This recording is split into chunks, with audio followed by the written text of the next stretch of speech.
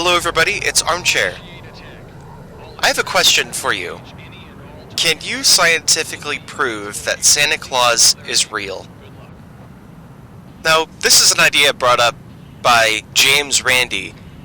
This is a concept called woo-woo mysticism.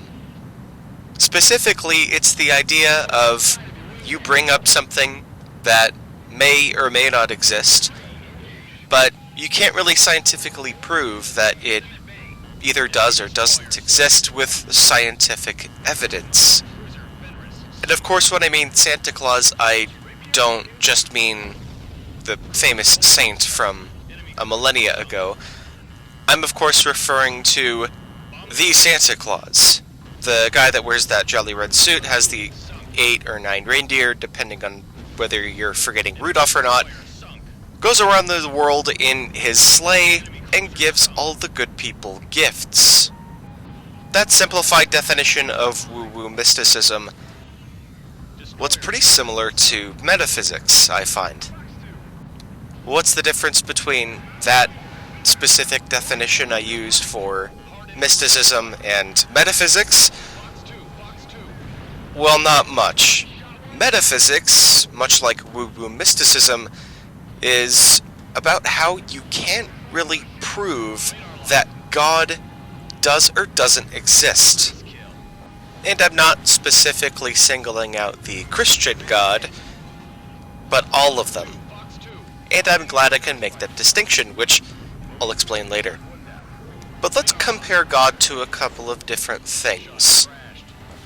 As you can see, I'm playing my game right now, and I'm holding something in order to play the game, the controller. There are some attributes to the controller that I can accurately describe, specifically because, well, it's in my hand, and if I look down, I can also see it in my hand. I can describe the black and white scheme of the DualSense controller, as well as the feeling of the rougher parts of the plastic. I can accurately describe the rubbery feeling of the joysticks. I can accurately describe what color the lights are emitting inside the controller. These are all physical things that exist in the same continuity as myself. And what I mean by that is the physical continuity of the mortal existence. I can not only comprehend the idea of such a thing, the controller, I can prove that it's real. But what about things that you can't physically see, but still exist in our mortal coil that you can accurately describe? What about the recording I'm making? It's not like a vinyl or anything. It's practically invisible and stored into my computer, my phone, which I'm using to record this. But I can move it around if I want to, and, well, it ends up wherever I need it to be. I can interact with it, I can describe the file type. It exists in the same mortal continuity as myself. How about something more tangible this time, but still somewhat invisible? I say somewhat because, well, you can see it interacting with other things around you. The wind. You can't really see the wind, but you know that it's the air pushing against things. You can feel the way that you resist against the wind. You can see how the wind flows through the trees, how the leaves react to being pushed by the wind. It's real, and you can prove that it exists in your same continuity. God, well, now we have a problem. We do at least have one agreement here when it comes to the definition of, well, specifically I'm going to be using the Christian God because when I say God, well, that's what most people think of. I can't really help that.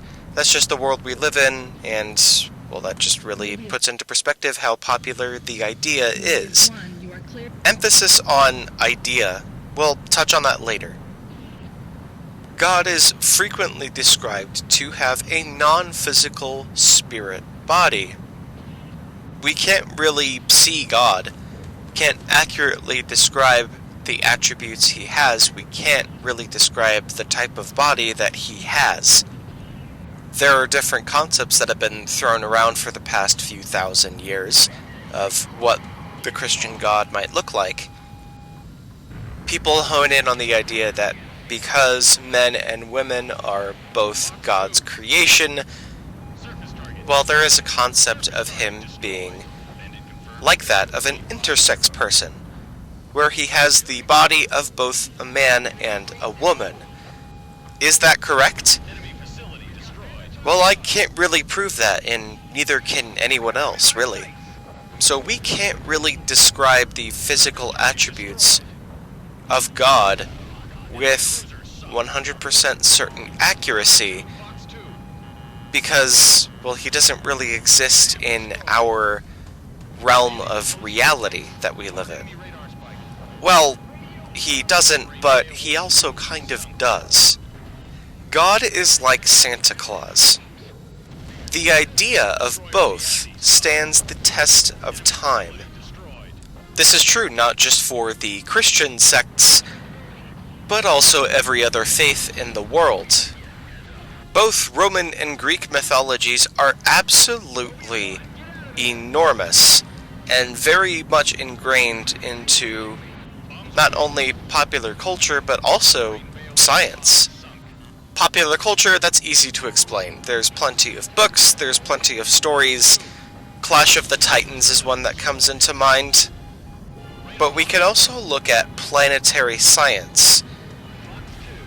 The names of the planets, well, most of them, they are of Greek and Roman origin.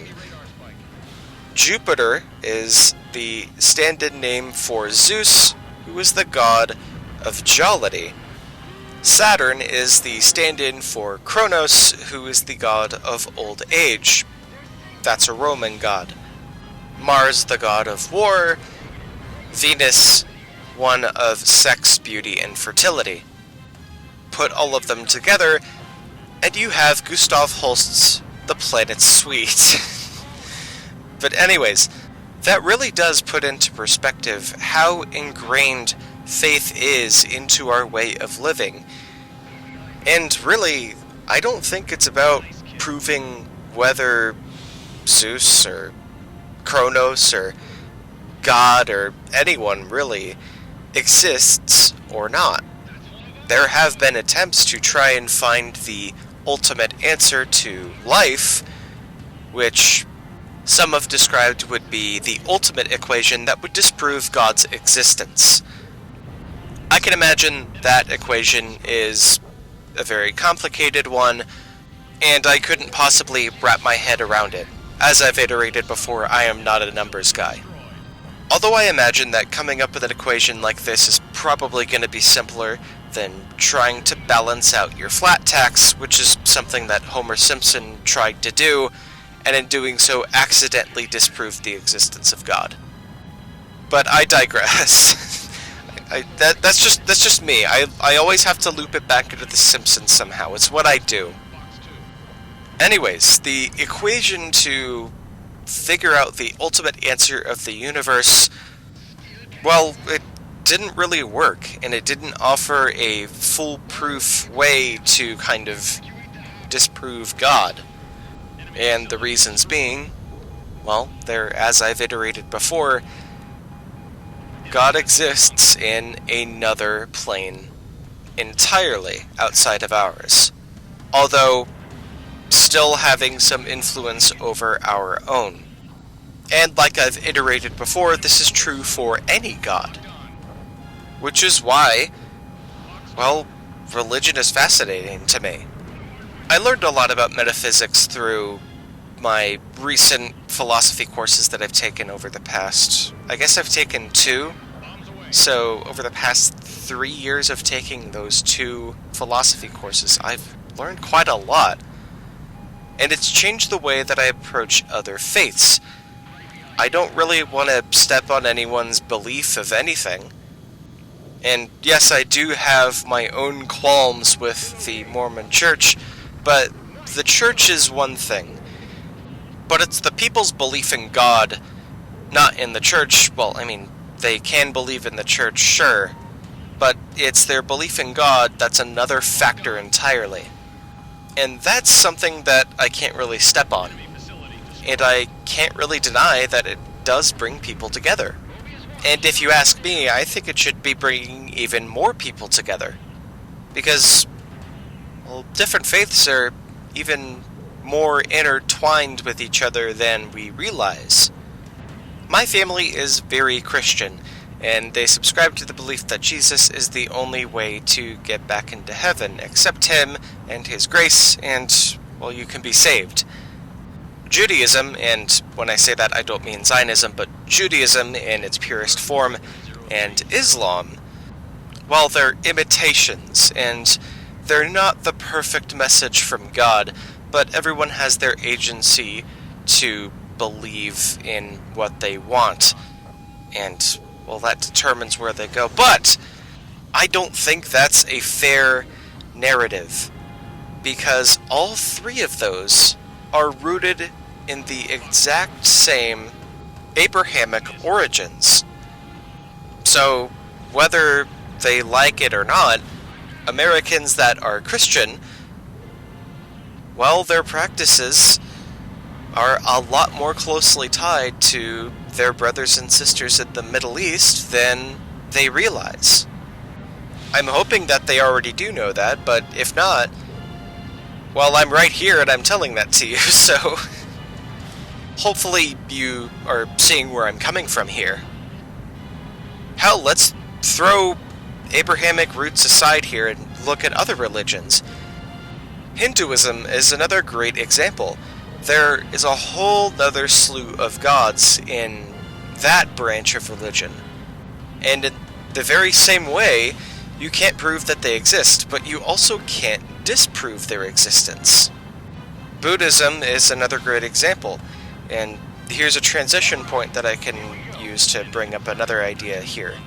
Buddhism is not only a religion with a godly entity, but it's also something that presents a great walk of life for some people.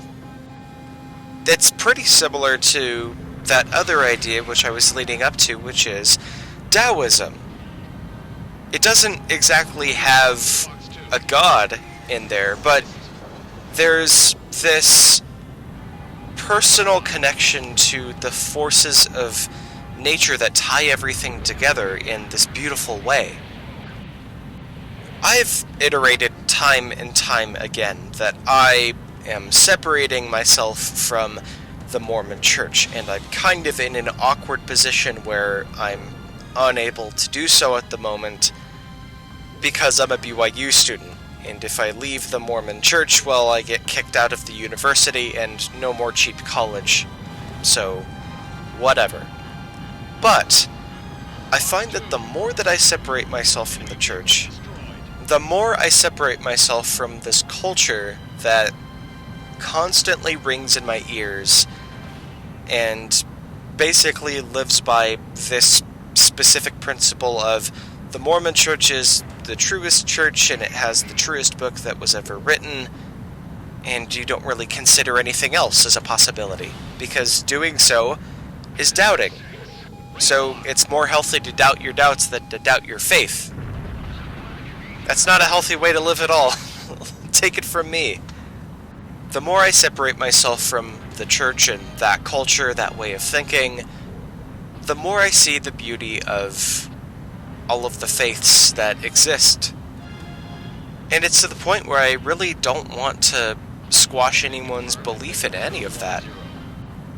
Especially if, when they put all of these ideas into practice, they do so in a way where, well, it's genuinely considered morally right. Even if you don't believe in any of these things, there's a lot of good morals that can be pulled from any of these. And that is a perspective that I really wish I had grown up with when I was a devoted Mormon as a kid. So, yeah, I just found that to be pretty meaningful, and I figured I'd bring it up here. So, hope you found that all informative. Thank you for listening, and I'll see you again very soon.